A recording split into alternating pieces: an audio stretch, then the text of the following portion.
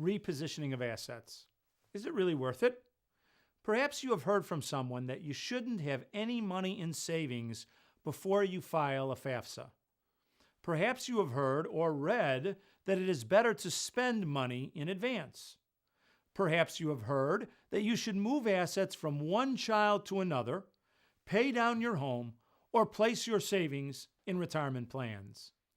Before you go on, I would encourage you to view the seminar on the 4 variables that drive the EFC, and also view the overview seminar, which will teach you what it is that the EFC actually controls.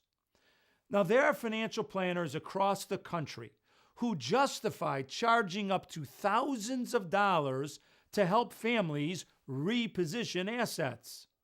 The problem is that the repositioning of assets seldom has any bearing. And here is why. You heard me say in an earlier seminar that there are certain programs controlled by the EFC. Now, most of these programs demand a very low EFC. Parents' income is the primary variable that drives this EFC number. So even if one moves assets to a more preferable position, the income alone drives the EFC number too high to matter, often too high to qualify for any federal or state grant programs.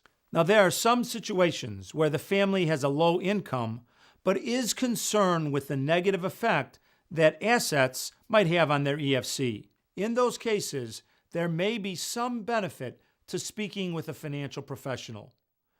Before you even consider this, I would encourage you to calculate your EFC using FAFSA Forecaster.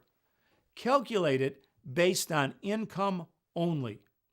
If the EFC is low, especially if it is lower than $10,000, and yet the assets, when added, increase the EFC significantly, this might then lead you to explore other options and speak with a professional. You can do whatever you want with your own savings and investments before you file the FAFSA form.